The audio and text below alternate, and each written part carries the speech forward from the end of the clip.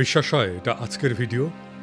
হবিগঞ্জ জেলার নবীগঞ্জ উপজেলার ৭ নম্বর করগাঁও ইউনিয়ন পরিষদ অফিস সংলগ্ন শাখা বরাক নদীর উপর একটা সেতুর অভাবে স্বাধীনতার ৫৪ বছর পরেও বাঁশের সাঁকো দিয়ে প্রত্যেক দিন ঝুঁকি নিয়ে চলাচল করছে ৫টা গ্রামের কয়েক হাজার মানুষ। সরকার আসে, সরকার যায়, কিন্তু অবহেলিত এই জনপদের ভোগান্তির শেষ হয়নি আজ পর্যন্ত। নির্বাচনের সময় নেতারা প্রতিশ্রুতি দেন, ক্ষমতায় যাওয়ার পরপর যথারীতি সবাই ভুলে যান অবহেলিত এই জনপদের কথা। প্রফেসর ইউনূসের সরকারের সেতু বিভাগের কাছে অনুরোধ, এই বছরের মধ্যেই এই সেতুর নির্মাণ কাজ শুরু করুন। স্যার জাফর ইকবাল একটা স্কেল বাইর করেছিল, মুক্তিযুদ্ধ স্কেল।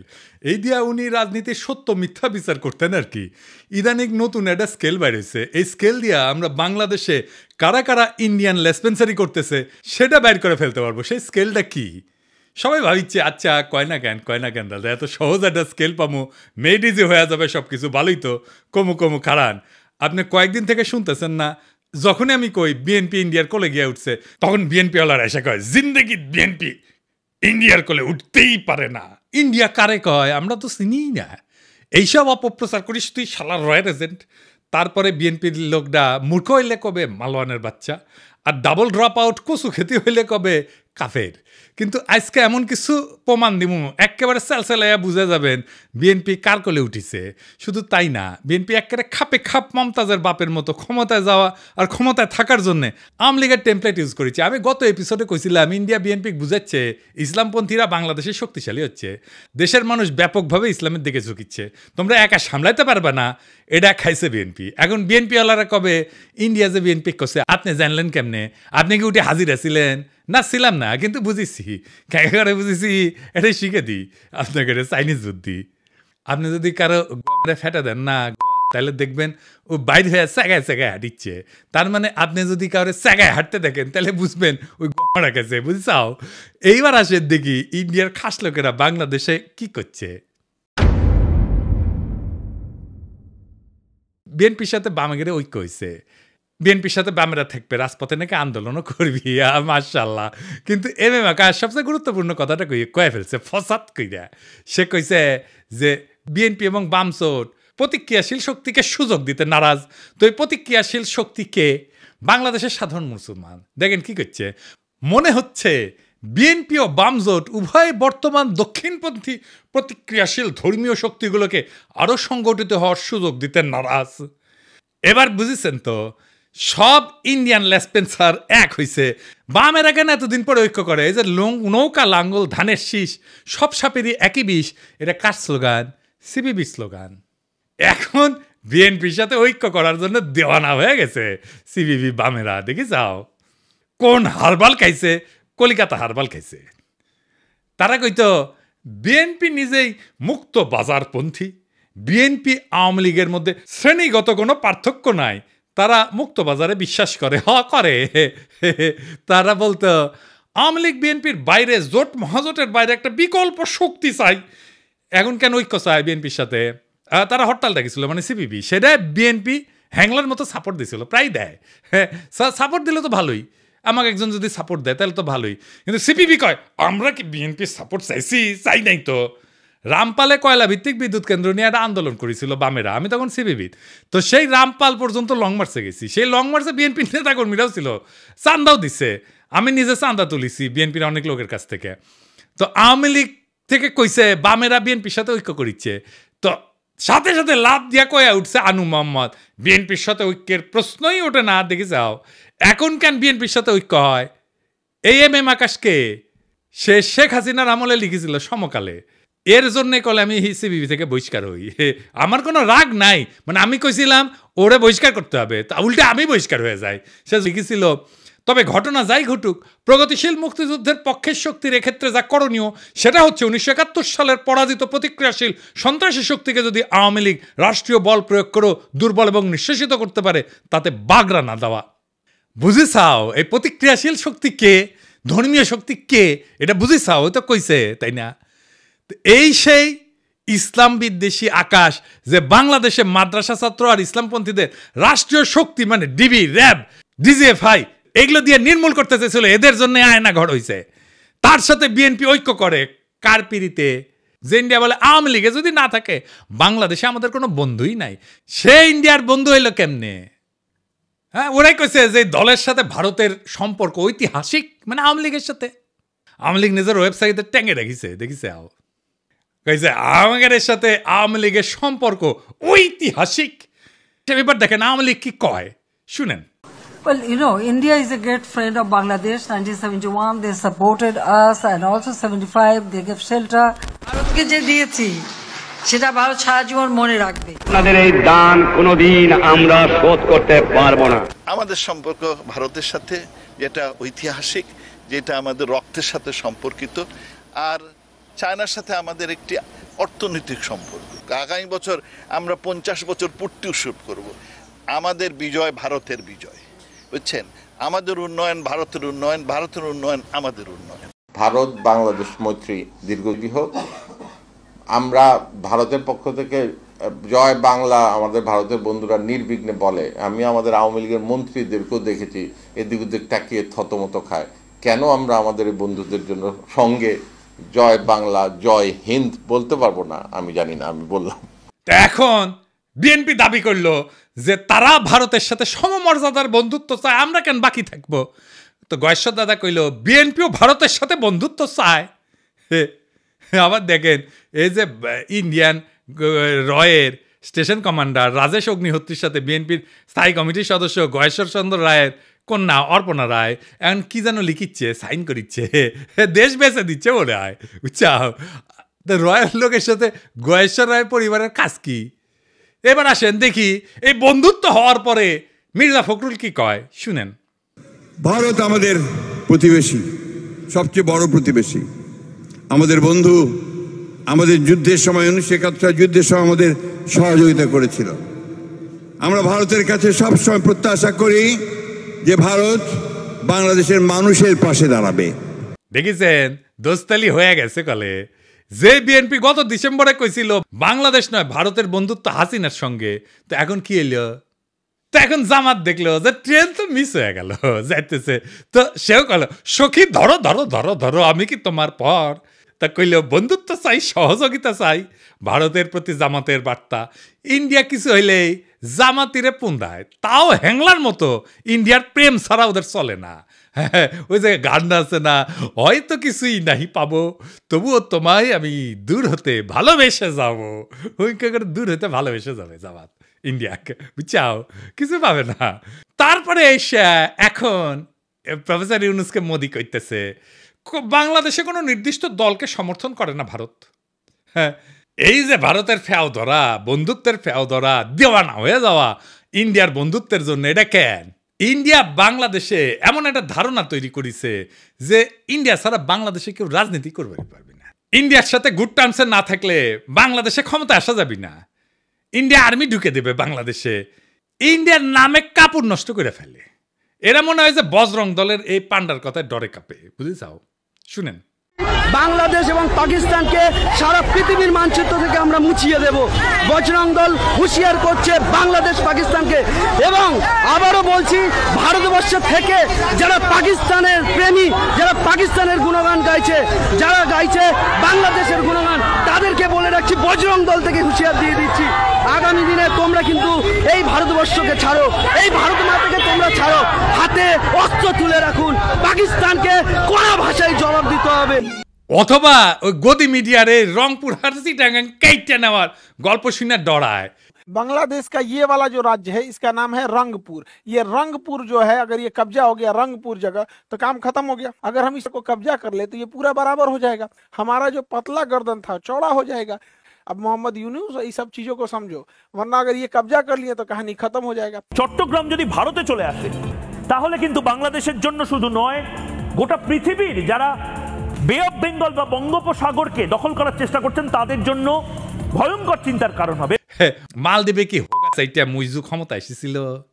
নেপালে কি খড়গা প্রসাদ শর্মা ওলি ও কি ইন্ডিয়ার হোগাসাইটা ক্ষমতা এসেছিল? শ্রীলঙ্কায় কি অনুরা কুমার দেশনায়কা ইন্ডিয়া তেলায় তেলায় ক্ষমতা এসেছে? এই ছোট ছোট দেশগুলা ভারত বিরোধিতা নির্বাচনী ম্যানিফেস্টোতে দিয়া যদি ক্ষমতা আসতে পারে তাহলে বাংলাদেশের রাজনৈতিক দলগুলো ডরায় কেন? প্রত্যেকটা রাজনৈতিক দল ইন্ডিয়া চাটার জন্য উন্মুখ হয়ে থাকে কেন?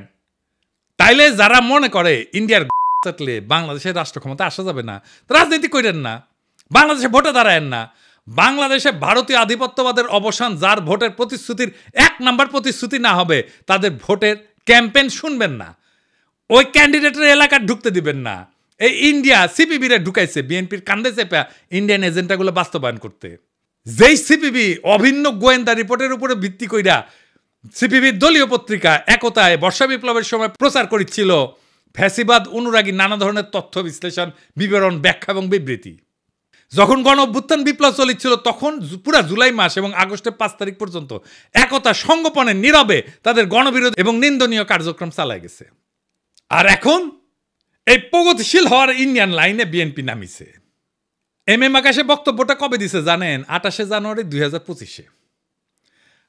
আর সেইটা পইরা মুগ্ধ হইয়া অসল মালদের নিয়া স্বপ্নে বিভোর বিএনপির জীর্ণ বৃদ্ধ নেতারা প্রগতিশীল হওয়ার একটা লাইন পেয়ে গেছে, ঝাঁপায় পড়েছে তাদের দিকে।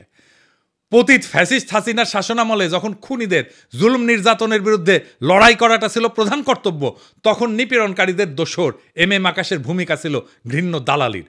2018 সালের পর থেকে বামপন্থীদের মধ্যে থেকে যখনই কোনো আন্দোলন নিয়ে কেউ আগাইতে চেয়েছে তাদের বিরুদ্ধে নামছে, নিন্দা এবং কুৎসা উঠাইছে এই আকাশ, দিবালক সিংহ এবং চট্টগ্রাম পোর্ট লুণ্ঠনকারী মাহবুব জামান।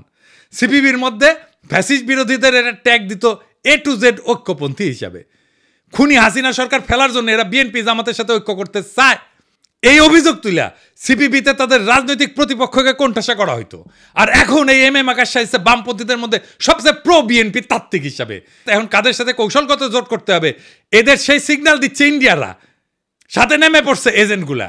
লেখক মুস্তাক আহমেদ নির্যাতিত হয়ে কারাগারে মৃত্যুবরণ করলে এর প্রতিবাদে ঢাকার রাস্তায় আন্দোলনের নামে ছাত্র ইউনিয়ন। তখন গ্রেপ্তার হওয়া 6 ছাত্র নেতাকে বিপদগামী বলে ঘোষণা দেয় সিপিবি এম আকাশ। সংগ্রামরতদের ধরে শারীরিক নির্যাতন করে জেলে পুরতে পুলিশকে উৎসাহ দিয়েছিল এই দলটির আওয়ামী লীগপন্থী নেতারা। কতটা নিষ্ঠুর নির্মম বাটপার হইলে নিজ দলের নেতাকর্মীদের বিরুদ্ধে রাষ্ট্রশক্তিদেরকে লেলাই দিতে পারে। ফ্যাসিস্টদের এই সহযোগী সিপিবির নেতারা তাদের প্রাণাধিক প্রিয় মুজিব তনা খুনি হাসিনার পলায়নের 9 মাসের কম সময়ের মধ্যে স্বপ্ন দেখতেছে বিএনপির ঘাড়ে ভর করে রাজনীতির ময়দানে আশ্রয় নিবে, আসন্ন পার্লামেন্টের মেম্বার হবে।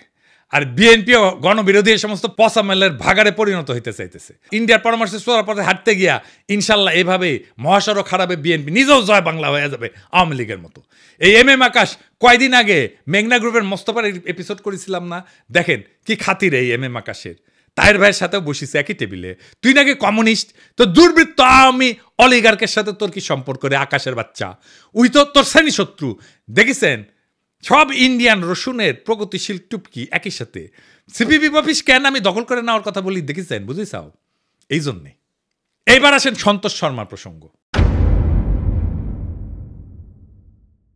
সন্তোষ শর্মা পার রয়ের এজেন্ট, এর প্রথম মিটিং এ আনছে বিএনপি। দেখেন বাংলাদেশ ফুটবল পরিষদের সাধারণ সম্পাদক বিশিষ্ট সাংবাদিক সন্তোষ শর্মা। সন্তোষ শর্মা শুভেচ্ছা বক্তব্য রাখবেন।